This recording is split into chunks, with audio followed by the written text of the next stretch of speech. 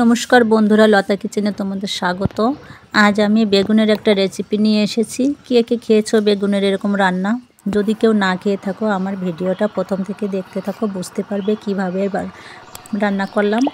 ভিডিওটা দেখতে থাকো এবং আমার সাথে থাকো। প্রথমে একটা বেগুন আমি নিয়েছি। বেগুনটাকে আমি প্রথমে পরিষ্কার করে ধুয়ে নিয়েছি। ধুয়ে নেওয়ার পরে মুছেও নিয়েছি জলটা। তারপরে আমি কিছুটা তেল মাখিয়ে দিচ্ছি। তেলটা মাখানোর পরে আমি একটা ছিক দিয়ে ঢুকিয়ে এপার থেকে ওপার করে নেব। তারপরে আমি গরম উনুনের পরে ধরে নেব।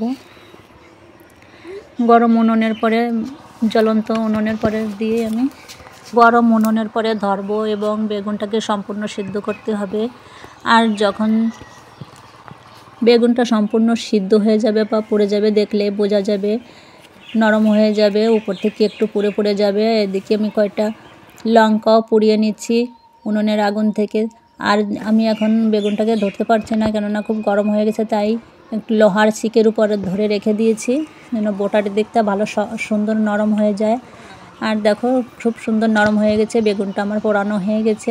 তোমরা যদি চাও গ্যাসেও পোড়াবে তাহলে গ্যাসেও পোড়ানো যায়, কোনো ব্যাপার না। আমি উনুনে করেছি। উনুনে যেহেতু গরম আগুন ছিল, উনুনে দিয়েছি, তাই সিদ্ধ হয়ে গেছে দেখো। আর এভাবে কিছুক্ষণের জন্য আমি রেখেছিলাম, ঠান্ডা হয়ে গেছে। আর ঠান্ডা হওয়ার পরে উপর থেকে যে খোসাটা পুড়ে গেছে, সেই সম্পূর্ণ খোসাগুলো, পোড়া খোসা এবং যে খোসাগুলো আছে, সব খোসাগুলোই আমি তুলে নেব। আর এভাবে আস্তে আস্তে করে টান দিলেই খোসাগুলো সব উঠে যাচ্ছে। আর দেখো, আমার খোসাটা উঠানো হয়ে গেছে। আর ভেতরটাও ভালো সুন্দর সিদ্ধ হয়েছে, নরমও হয়েছে, একটু কাঁচা নেই। আর বোটার দিকটা আমি একটু হাত দিয়ে কেটে নিয়েছি, বোটাটা ফেলে দিয়েছি।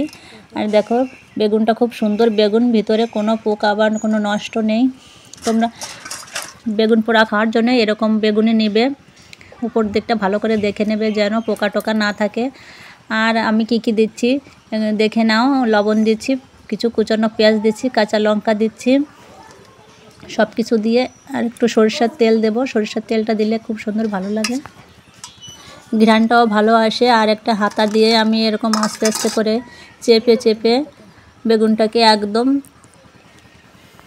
মাখিয়ে নেব। সব কিছু দেওয়ার পরে হাতা দিয়ে আমি আস্তে আস্তে করে কিছু সময় ধরে এভাবে চেপে চেপে দেখো আমি বেগুনটাকে মাখিয়ে নিচ্ছি। দেখলেই বোঝা যাচ্ছে বেগুনটা খুব সুন্দর নরম হয়ে গেছে। দেখো কত সুন্দর মাখানো হয়ে যাচ্ছে।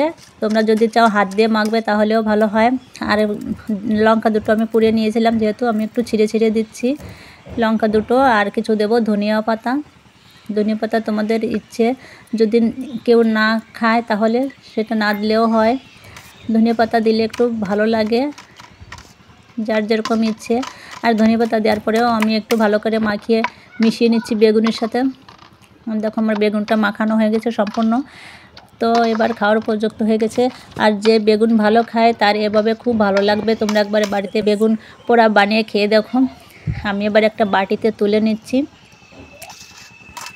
এভাবে বেগুন পোড়ালে এক থালা ভাত খেয়ে নেওয়া যায়, খেতেও খুব ভালো লাগে। আমার ভিডিওটা কেমন লাগলো জানাবে। আর আমার পাশে থেকো, ভালো থেকো, সুস্থ থাকো। তোমরাও এভাবে একবার বেগুনের পোড়া ভিডিও বাড়িতে বানিয়ে খেয়ে দেখবে।